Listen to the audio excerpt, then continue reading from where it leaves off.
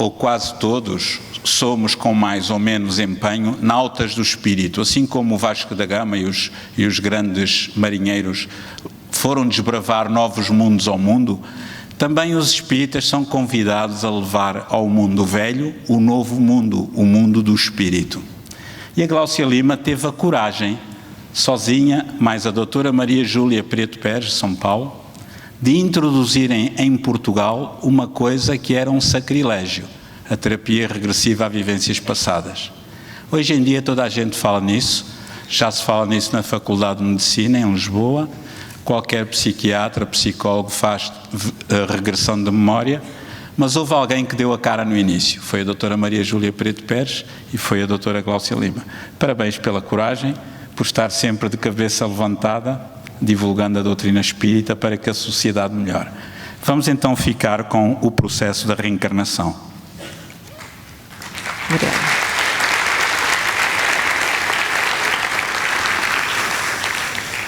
Então, muito boa tarde a todos. Eu espero que continuem a ter excelentes jornadas. Eu gostaria de agradecer ao Centro de Cultura Espírita das Caldas da Rainha, a Associação Espírita de Alcobaça e a 12ª Jornada Espírita, e espero que continuem a desfrutar com brilhantismo todas as palestras que aqui vão ser ouvidas, e agradecer também ao professor Moacir Lima por essa excelente palestra.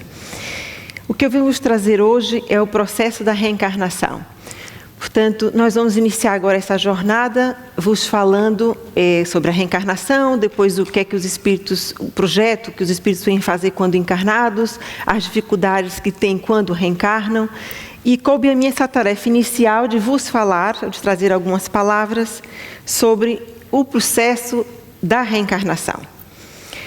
Então, a reencarnação, como todos nós sabemos, já é uma ideia, um conceito que não é um conceito propriamente dito da doutrina espírita. Nós sabemos que a imortalidade da alma e até a pluralidade das existências é um conceito muito antigo, de muitas tradições religiosas, de muitas doutrinas filosóficas e não somente do próprio espiritismo. Portanto, é uma doutrina tão antiga quanto nós próprios, quanto a própria humanidade. Eu vos trouxe essa imagem porque eu achei uma imagem muito bonita, é um achado arqueológico que data mais ou menos de 5.000 a 10.000 anos, e esse corpo foi encontrado, enterrado, mais ou menos numa posição fetal, e a justificativa que os arqueologistas deram para essa posição era que, efetivamente, o corpo era colocado nesta posição para que, quando retornasse a vida, a reencarnação, facilitasse o processo de reencarnação quando voltasse ao corpo, afirmando, de certa forma, a probabilidade ou a possibilidade de crença numa próxima vida ou na reencarnação, a doutrina da paleogenesia. Portanto, é uma doutrina tão antiga quanto todos nós. Mas Kardec, no Livro dos Espíritos, no capítulo 4, que é o capítulo que nos vem falar sobre a pluralidade das existências, nos diz o seguinte: como é que a alma que não atingiu a perfeição durante a vida corporal pode terminar de depurar-se, pode evoluir? Porque todos nós que aqui estamos, com certeza, já pisamos a Terra ou outros mundos várias vezes. Então, como é que nós podemos continuar a nos depurar e a evoluir? E a resposta dos espíritos é experimentando a prova de uma nova existência, ou seja, voltando a reencarnar. Então, sabemos nós que a Terra é um planeta de expiação e provas.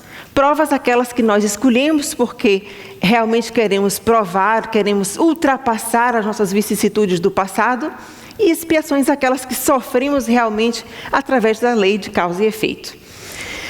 Platão, ainda muitos anos ainda para trás, nos dizia o seguinte: era um perfeito espiritualista, antes de virmos a esta vida, já tivemos outras, e no tempo intermediário que passamos no mundo dos espíritos, adquirimos o conhecimento das grandezas a que somos destinados. Isso nos quer dizer também que não é somente através da reencarnação ou do retorno à vida na Terra que nós evoluímos. Ou seja, também no período intermissivo, aquele período que existe entre uma encarnação e outra, o espírito também evolui. E é no mundo espiritual que se dá o aprendizado mais longo, nos dizem os espíritos. Então, quando nós pensamos que o espírito vai voltar a reencarnar para completar o seu aprendizado, isto é verdade, mas também verdade é que no mundo espiritual também os espíritos, todos nós, aprendemos quando estamos desencarnados. A experiência na Terra representa somente uma ínfima parcela na nossa experiência da consciência. E no período intervidas que trabalhamos a escolha das nossas experiências, das nossas características, preparando-nos através desse laboratório do mundo espiritual. Eu trouxe esse retrato, que é uma fotografia idealizada a partir das experiências dos relatos de André Luiz, na sua vivência espiritual, e é uma fotografia do filme Nosso Lar, e ali seria aquele edifício central, que seria a governadoria, e os edifícios ao redor da governadoria, que seriam os ministérios, que é mais ou menos uma retratação de como é que seria a vida numa colônia espiritual do Nosso Lar, descrita por André Luiz. Mas os espíritos também nos dizem que a reencarnação, e isso é dito no Livro dos Espíritos, a reencarnação é uma necessidade para a vida espiritual, tanto quanto a morte é uma necessidade da vida corpórea. Ou seja, quando nós vivemos no mundo físico, nós temos necessidade de desencarnar, porque é chegado o nosso tempo. Para transcendermos o nosso limite físico, passamos para o mundo espiritual. Tanto quanto, quando estamos no mundo espiritual, temos a necessidade de voltar a reencarnar, também para cumprir outros objetivos reencarnatórios. Então, quando é que se inicia a preparação para a reencarnação? É quando esses dois jovens, esse casal se encontra na Terra, e então programa a reencarnação de um a outro ser através do nascimento de uma criança? Ou essa preparação se inicia anteriormente no plano espiritual? Nós sabemos que a reencarnação muitas vezes, e na maior parte das vezes, se inicia ainda no plano espiritual, porque a maior parte das reencarnações são reencarnações programadas. Mas também aproveito para vos dizer, fazendo um parêntese, que também há reencarnações que não são programadas.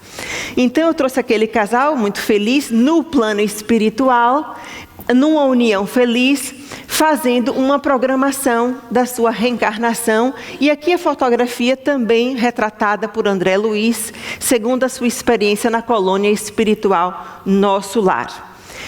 Mas nem todas as reencarnações são tão felizes ou são tão programadas no mundo espiritual, tal como a daquele casal feliz que está ali a planear a vida que vai ter na próxima encarnação. Sabemos nós que muitas vezes essas reencarnações, muitas vezes são compulsórias e muitas vezes são programadas pelos nossos mentores espirituais. E esse planeamento reencarnatório, como havia dito, muitas vezes feito através da intercessão espiritual dos nossos mentores, porque nós não temos condição espiritual para o fazer. Quanto maior o nosso adiantamento moral e espiritual, maior teremos condição de interferir, determinar e até participar na nossa programação reencarnatória. Essas duas figuras que aqui eu trago são também duas figuras que foram, vamos lá dizer, desenhadas a partir de uma visualização de André Luiz, quando ele foi convidado para participar de uma programação reencarnatória de Segismundo, e isso é descrito no livro Missionários da Luz. E ele então, indo ao Ministério da Regeneração, em Nosso Lar, que é onde são feitas as programações reencarnatórias, ele ficou estupefacto quando viu essas duas estátuas. Isso é um desenho dessa imagem espiritual de André Luiz, retratada neste livro. E quando ele viu essas duas estátuas de dois corpos, feminino e masculino, tal como exatamente nós temos os nossos corpos no mundo físico. E ele realmente questionou ao mentor espiritual sobre os nossos modelos físicos, tais quais aqueles que eram representados no mundo espiritual. Como se aquele nosso modelo correspondesse perfeitamente, em igual perfeição, àqueles que estavam ali representados no mundo espiritual. E Joana de Ângeles nos diz que o nosso corpo, sobre qualquer condição que se expresse, é o resultado da nossa conduta anterior do espírito, que programa suas necessidades na forma, a fim de crescer e evoluir, transformando conflitos em paz, débitos em créditos e mazelas em esperança.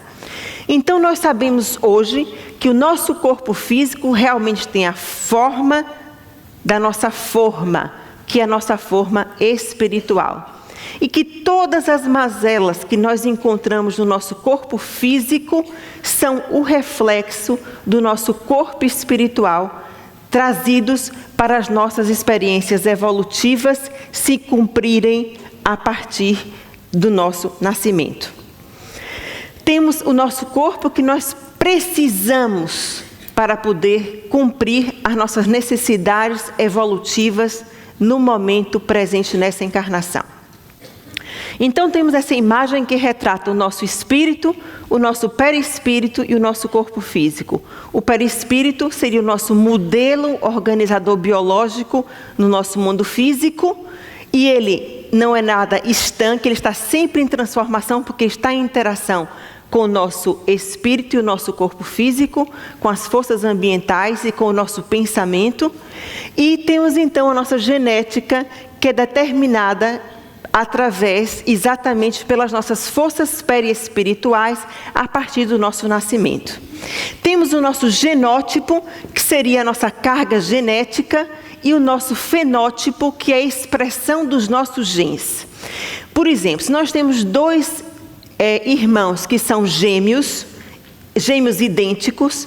Os gêmeos idênticos são gêmeos em que o mesmo gameta, a mesma célula-ovo se divide e forma então esses irmãos idênticos que têm a mesma carga genética idêntica. Aquela carga genética se dividiu e formou dois irmãos idênticos. Mas muitas vezes esses irmãos não são idênticos nem em personalidade, como nós costumamos ver no nosso dia a dia, e muitas vezes podem apresentar inclusivamente doenças diferentes, apesar de terem as mesmas cargas genéticas. E por quê? Expressão do espírito. Através de quê? Do fenótipo.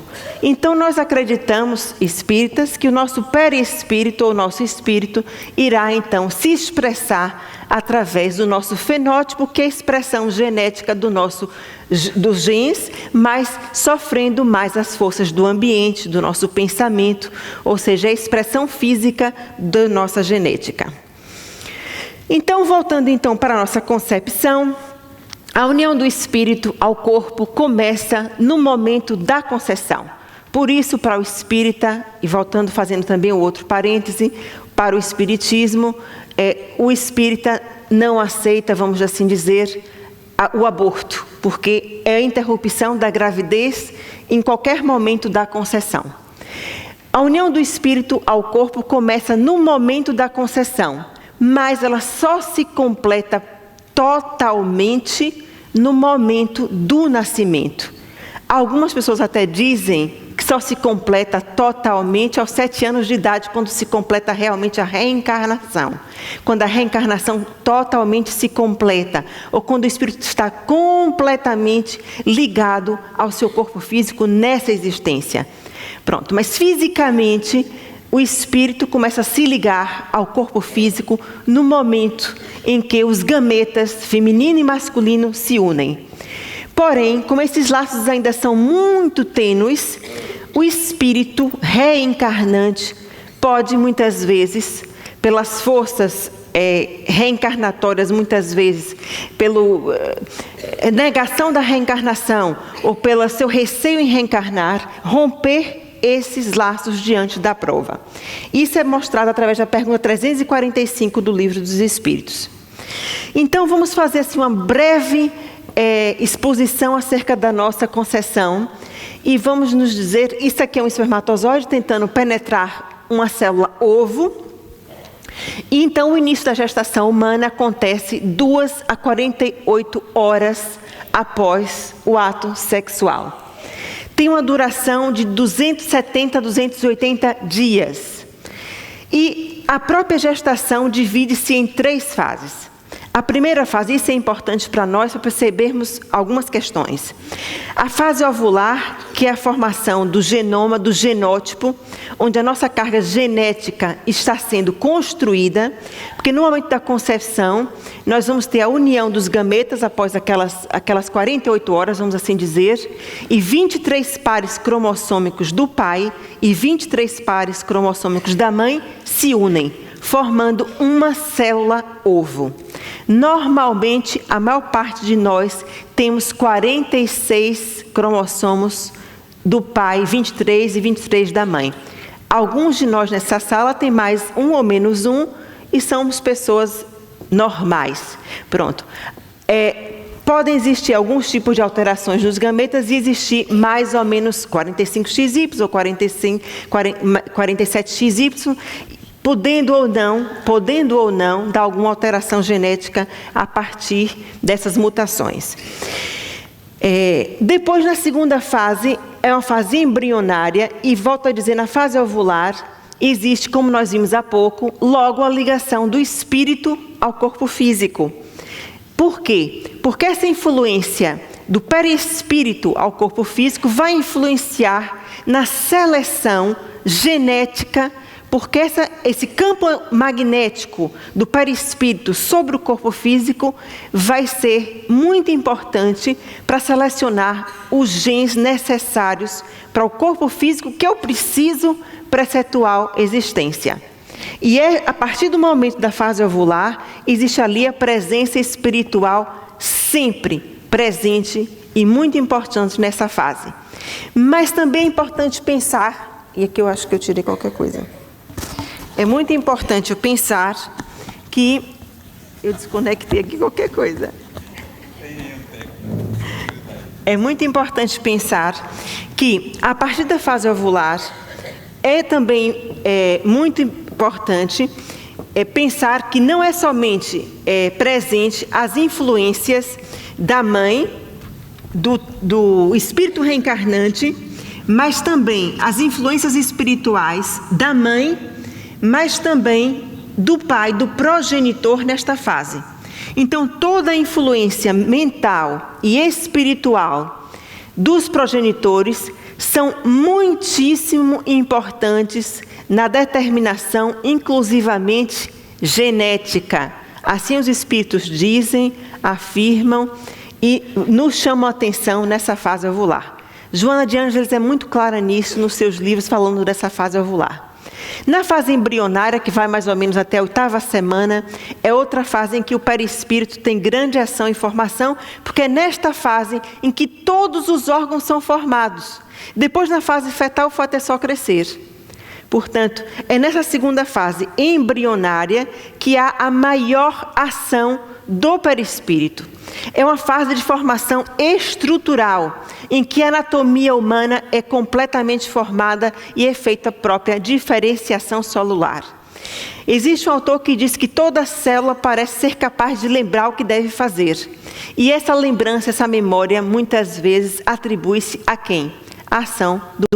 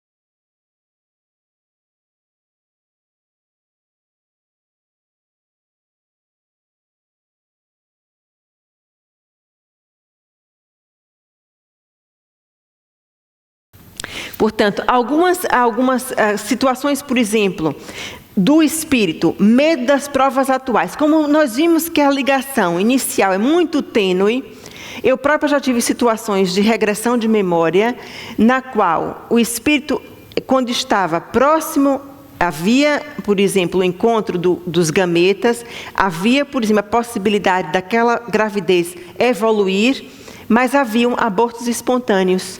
Portanto, por quê? Porque o espírito tinha tanto medo das provas que iria acontecer, que recuava. Então, muitos casos, por exemplo, de abortos espontâneos, podem ser justificados por esta razão. Algumas mulheres têm atrasos menstruais que nem sabem que engravidaram. E muitas vezes podem acontecer algumas gravidezes que são por essas razões também. Recordações de vivências passadas traumáticas. Medo em falhar, resistências em deixar o plano espiritual. Eu estou a lembrar de uma situação que a pessoa tinha tanta dificuldade em deixar um amigo espiritual na espiritualidade, que dizia, mas eu não quero reencarnar. E todas as vezes que isso era possibilitado, ela recuava. Tive recentemente um caso em que atendi uma senhora no consultório e ela dizia, mas eu não tenho nenhum gosto em viver. Eu nunca me senti neste mundo não tenho identificação com esse mundo, sempre tive uma péssima relação com a minha mãe, principalmente, mas com meu pai também, sempre rejeitou aqueles pais, procurou o consultório porque nunca se sentiu entendida, tem uma síndrome depressiva e também, para além disso, uma perturbação do comportamento alimentar. Entretanto, ela dizia, eu fazendo uma anamnese mais espiritual, porque é uma anamnese mais profunda, que vai buscar, por exemplo, se a pessoa foi desejada, ela me dizia assim, eu acho que meus pais prefeririam ter tido um rapaz, e o segundo irmão foi realmente um homem. E ela dizia, com meu irmão nada disso aconteceu, mas comigo tudo aconteceu, eu fiquei roxa para poder nascer. E eu dizia assim, então, mas a sua mãe teve problemas para engravidar? Sim, minha mãe, antes de mim, teve 5 abortos. Abortou 5 vezes. Quem sabe se não teria sido esse próprio espírito a recuar reencarnatoriamente para não voltar. Mas o que é fato que ela me disse que o seu parto foi um parto super difícil. Nasceu de 10 meses, não queria vir. Nasceu de fórceps e nasceu toda roxa. Rejeitou o leite materno. Teve problemas no desenvolvimento neuropsicomotor. E hoje em dia é uma pessoa deprimida. Sente-se incompreendida e inadequada em relação à vida. Portanto, nosso momento de retorno à vida é o nosso reencontro com este mundo. É um momento extremamente importante como nós somos recebidos nesse mundo. Nós, pais, avós, tios, temos uma extrema responsabilidade de como nós vamos receber nossos entes amados, aqueles que se propuserem a maternidade ou que têm próximos, pessoas próximas que vão receber algum ente amado através da reencarnação. Como nós somos recebidos, marca profundamente a nossa existência. Por parte dos pais, a rejeição do espírito reencarnante, as experiências traumáticas relacionadas ao parto, ao seu próprio parto. Por exemplo, se a pessoa teve um parto difícil, pode ficar no seu inconsciente que vai também ter um parto difícil e por isso rejeitar o seu parto.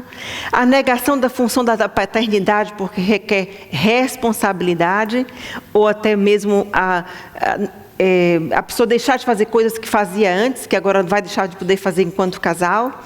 A resistência à mudança na estrutura familiar, porque é um terceiro elemento que se introduz na dinâmica familiar, e também o medo em falhar. Portanto, são muitas as causas das dificuldades, quer para o espírito, quer para o casal, em reencarnar um ente na sua família.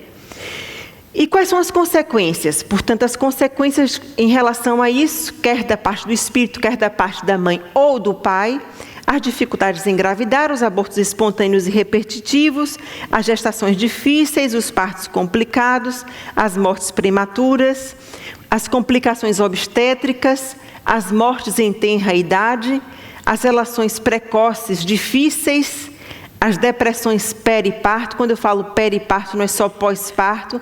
Tem mulheres que assim que engravidam deprimem, e deprimem porque não é somente a interferência perispiritual daquele que vai reencarnar, mas também não só pela assimilação das correntes espirituais, ou do pensamento, ou da atitude mental, ou da sintonia mental com o espírito que vai reencarnar, não é? Dele, mas também da interação entre os dois, e as dificuldades do desenvolvimento neuropsicomotor do recém-nascido, que a gente sabe que quando a pessoa está mais deprimida, ou um recém-nascido, ou uma criança mais depressiva, ou menos bem amada, tem pior desenvolvimento neuropsicomotor durante a primeira infância.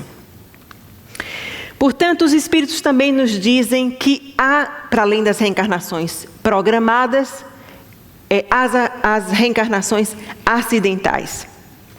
Então, o espírito pode apressar ou atrasar o momento da sua reencarnação, e os espíritos nos dizem, pode apressá-la, atraindo com intenso desejo, portanto, são as encarnações fortuitas, e pode também atrasá-la, como eu acabei de dizer, nesses inúmeros casos em que o espírito recua. E pode apressá-la naquelas circunstâncias em que, muitas vezes, são espíritos menos esclarecidos, aproveitam-se das oportunidades, dos encontros menos responsáveis entre um casal e aproveitam a oportunidade para reencarnarem de uma forma desorganizada. Muitas vezes os espíritos, até alguns autores citam, por exemplo, nos casos dos estupros, por exemplo, como um exemplo para esse tipo de reencarnação. Então, esse planeamento reencarnatório, quando ele é bem organizado, quando ele é bem estruturado, quando é fruto do amor, portanto, normalmente acontece através do planeamento reencarnatório, através da assistência espiritual com os nossos mentores espirituais, atendendo às às necessidades evolutivas individuais de cada ser, e pode ser elaborado, como eu já disse, pelo próprio espírito ou por espíritos amigos. Portanto, e nós normalmente, segundo as nossas necessidades evolutivas, escolhemos o nosso gênero de provas que nós atravessaremos, escolhendo mais ou menos aquilo que nós iremos passar nessa existência. Mas é tudo a nível de probabilidades, porque não há um determinismo fatal para tudo que nos acontece em uma determinada existência. Portanto, e do Livro dos Espíritos também, existe essa frase que eu achei impecável para vos trazer, porque se não fosse do Livro dos Espíritos, eu diria que foi o Lucas que disse: apenas os grandes acontecimentos, os que influem no destino, estão previstos. Se ao passares por uma rua, uma telha te cair na cabeça, não crês que estava escrito, como vulgarmente se diz. Portanto, normalmente na doutrina espírita, tudo que nos acontece, se é uma unha encravada, há um tropeço que eu dei ali, tudo foi influência dos espíritos, papo dos espíritos, tudo estava escrito. Isso não é bem assim. Nós temos livre-arbítrio, e o nosso livre-arbítrio determina muita coisa na nossa existência atual. Nós temos, na nossa generalidade, o que nos vai acontecer. Portanto, de fato, porque nós escolhemos e determinamos isto, mas temos o nosso livre-arbítrio. E isso está lá muito claro no Livro dos Espíritos. Então, no nosso planeamento reencarnatório, voltando atrás um pouco para deixar mais claro, nós temos as reencarnações compulsórias, são aquelas reencarnações, muitas vezes, em que o espírito não escolhe, não tem condição de escolher, não tem condição de participar. Novamente, são espíritos em que eles estão tão empedernidos ainda na sua brutalidade, ou ainda na sua materialidade, ou ainda não acordaram para a sua necessidade evolutiva. Então, são impelidos à lei da evolução, porque todos nós somos impelidos à lei da evolução, ninguém estaciona na lei da vida. Portanto, então, o espírito não tem capacidade ainda de participar do seu programa reencarnatório. Então, normalmente, os espíritos os mentores espirituais é que programam, então, essa reencarnação.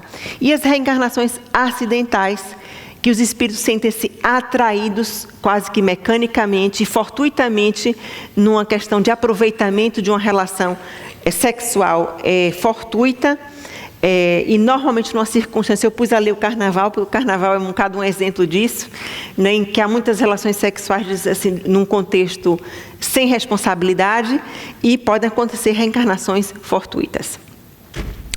Mas trouxe esse bebê aqui, muito lindo, para explicar que o momento da reencarnação é acompanhado de uma perturbação muito maior do que aquela que se processa no momento do nosso desencarne.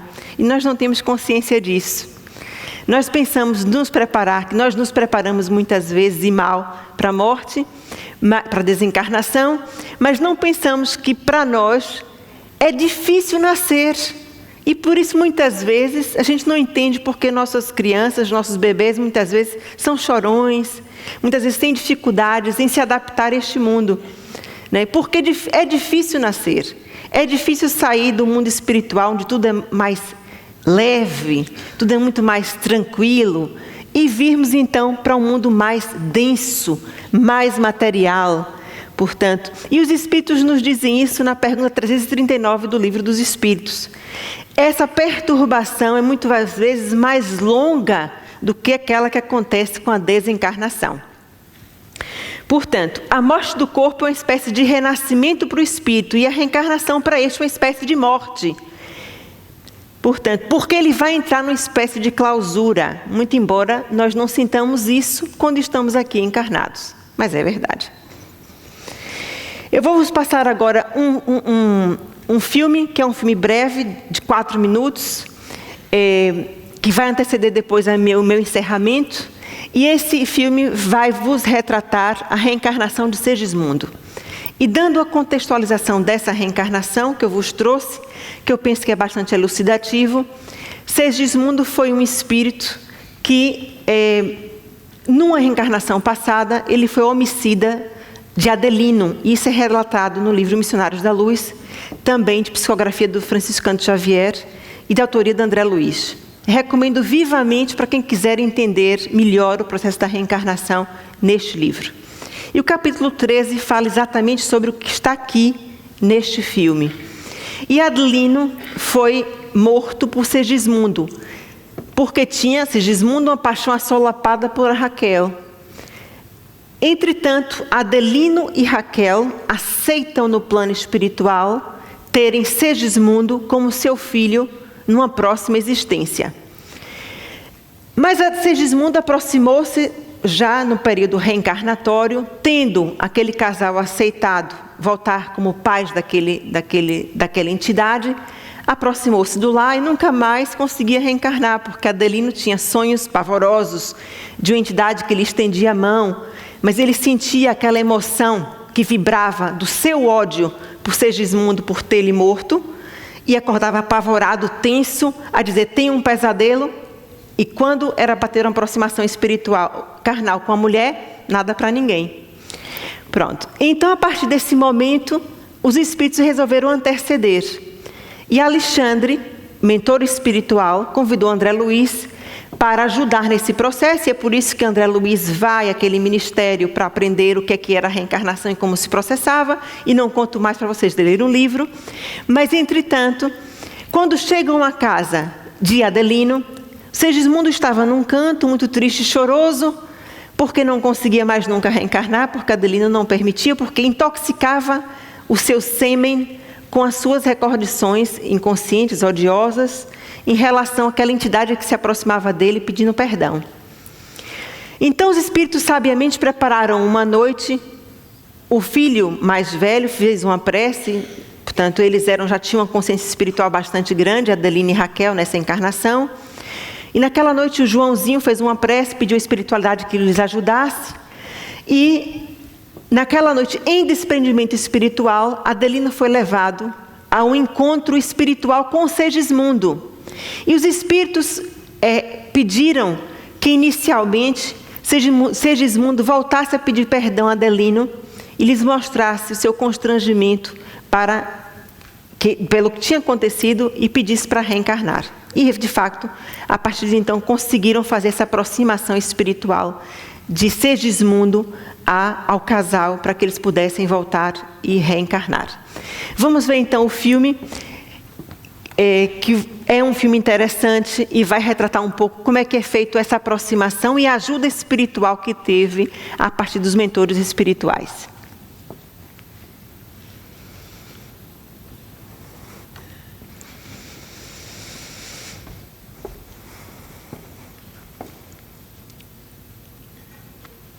Auxiliado pelo concurso magnético do mentor querençoso, passei a observar as minúcias do fenômeno da fecundação.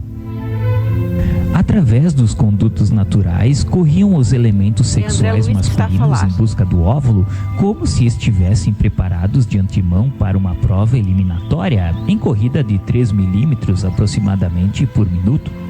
Surpreendido, reconheci que o número deles se contava por milhões e que seguiam em massa para frente em impulso instintivo na sagrada competição.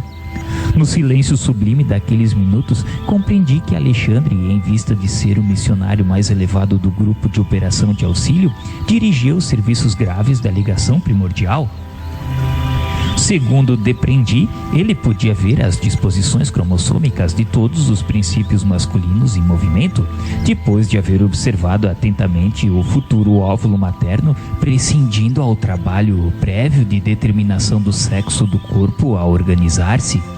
Após acompanhar profundamente absorto no serviço a marcha dos minúsculos competidores que constituíam a substância fecundante, identificou o mais apto, fixando nele o seu potencial magnético, dando-me a ideia de que o ajudava a desembaraçar-se dos companheiros para que fosse o primeiro a penetrar a pequenina bolsa maternal. O elemento focalizado por ele ganhou uma nova energia sobre os demais e avançou rapidamente na direção do alvo. A célula feminina, que em face do microscópico projetil espermático se assemelhava a um pequeno mundo arredondado de açúcar, amido e proteínas, aguardando o raio vitalizante, sofreu a dilaceração da cutícula à maneira de pequenina embarcação torpedeada e enrijeceu-se de modo singular, cerrando os poros tenuíssimos como se estivesse disposta a recolher-se às profundezas de si mesma, a fim de receber face a face o esperado visitante e impedindo a intromissão de qualquer outro dos competidores que haviam perdido a primeira posição na grande prova. Sempre sob o influxo luminoso magnético de Alexandre, o elemento vitorioso prosseguiu a marcha, depois de atravessar a periferia do óvulo, gastando pouco mais de 4 minutos para alcançar o seu núcleo. Ambas as forças, masculina e feminina, formavam agora uma só, convertendo-se ao meu olhar em tenuíssimo foco de luz. O meu orientador, absolutamente entregue ao seu trabalho, tocou a pequenina forma com a destra, mantendo-se no serviço de divisão da cromatina, cujas particularidades são ainda inacessíveis à minha compreensão, conservando a atitude do cirurgião seguro de si na técnica operatória.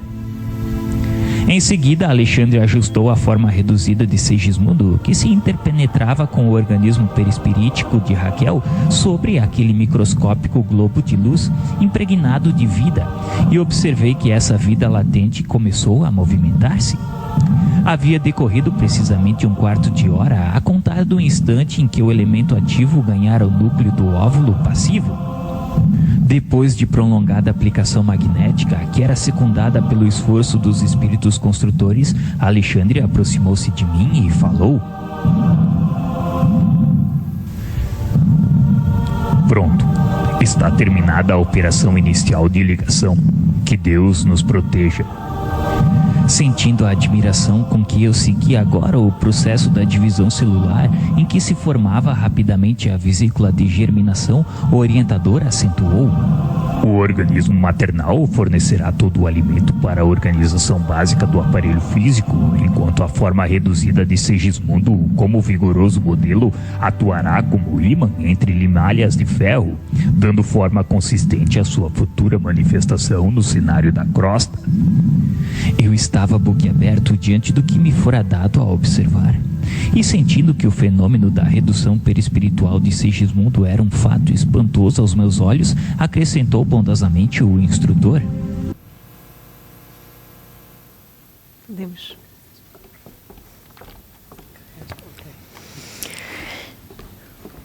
Eu gostaria de ressaltar que, apesar de nós termos essa atuação espiritual durante o processo da fecundação, os Espíritos nos dizem que eles nos acompanham até o momento do nascimento, mas mais que isso, muito presentemente até os 7 anos de idade, de uma forma muito constante, muito presente. Mas nós estamos sempre com as nossas companhias, nossos mentores espirituais, como nós sabemos, a nos acompanhar também durante toda a nossa existência, como é óbvio. Portanto, em nosso berço no mundo, nós temos o reflexo das nossas necessidades. E Segismundo sabia que voltaria a esta carne, a este mundo, com um defeito, um problema cardíaco, mas estava disposto a ressarcir aquele débito do passado com aquele casal com que se comprometeu. E assim somos todos nós, quando, através da reencarnação, voltamos à carne para restaurar os nossos débitos do passado, porque todos nós que aqui estamos aqui cumprindo provas, todos nós passamos por vicissitudes, todos nós temos e somos assolados por dores, todos nós somos chamados a cumprir com o nosso grande aprendizado, que é aprender a amar mais e melhor, com maior qualidade. Esse é o nosso grande chamamento. É realmente aprender a nos transformar intimamente, tal como a natureza nos ensina. É sair do nosso casulo para nos transformarmos interiormente. E é isso que Jesus espera de nós, que saibamos aprender a amar. Muito obrigado pela vossa atenção.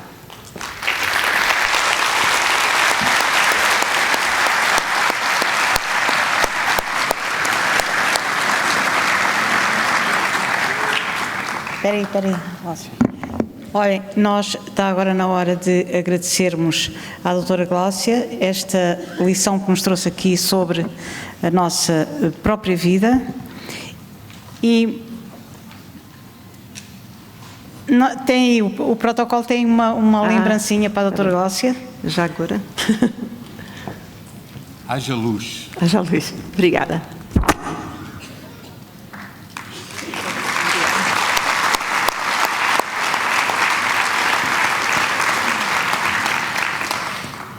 Ora bem, é claro que nós não vamos dizer o que é que ela teve, era demais, não é?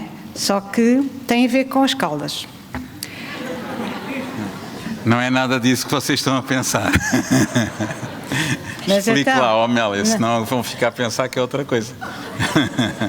Não, Lucas, não tem graça, uma prenda é uma prenda, é pessoal. Pronto. Mas são diferentes todas. Pronto, agora tem a ver com as Caldas, tem a ver com as características das Caldas. Pronto. Tem a ver com... A Amélia já estragou o protocolo todo. Explique lá o que é, vamos lá. Já falei demais e foi uma pena. Pois foi. E pronto, tem a ver com Rafael Bordal Pinheiro, que de algum modo está presente na cidade. Isto é não era o que estavam a pensar. Não era. É uma coisa séria. Realmente o pensamento é livre, bem diz lá Kardec. Bom, então, temos aqui alguns avisos antes de irmos para intervalo. É assim, já está aí o novo Jornal de Espiritismo, lá na livraria, e também a direção da ADEP pede aos centros presentes que, se puderem levar os livros, os jornais, desculpem, eles se encontram na livraria, escusando, portanto, de se mandar por correio, como habitualmente.